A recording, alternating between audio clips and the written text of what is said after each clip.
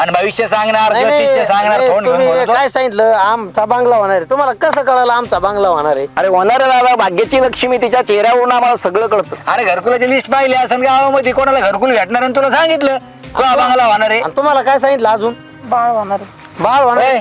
अय भाऊ याला- आम्हाला बाळ आहे का नाही हे कोणी सांगितलं तुला? कसं म्हणजे अरे घरामध्ये गेलो ताई एकटीच होत्या, दप्तर नाही, पेन्शन नाही, कपडे नाही लहान लेकराचे. आम्हाला समजून जातं या घरामध्ये पाळणा हल्लेला नाही.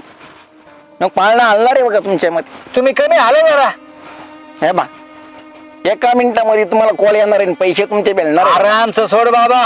तू बघ तू पाहिलं का? पाहिलं तुमच्या घरात कपडे नाही दिसले म्हणून म्हणले बाबा यांच्या घरी पाळणा हल्लेला नाही. अजून काय म्हणले बाबा? अहो ते म्हणले मंगळवारी येतो आणि शुक्रवारी उपाय करतो असं काहीतरी सांगून गेलते.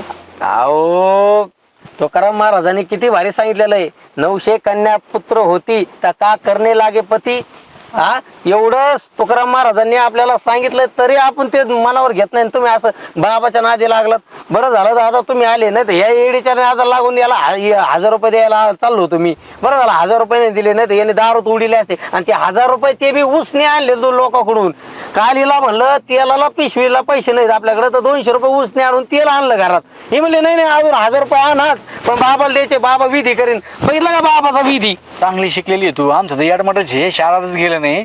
तू चांगली शाळा शिकलेली असून तुला असं कसं वाटलं सांग बरं? हे बाबा तुम्हाला बंगला बांधून देईन म्हणून. अहो पण त्या बाबांनी आतापर्यंत घडलेलं जे सांगितलं ते सगळं खरं होतं ना. मग बाबा नाही नाही बाबालाच विचारावं लागेल. बाबा खरं सांग, तुला कळलं कसं आमच्या घरची परिस्थिती? अरे पत्र घरी आणि नवीन पोरगी म्हणलं नवीन लग्न झालं असं, अजून लेकरू बाळ नाही, नवीन लग्न झालं असं म्हणून सांगितलं मी.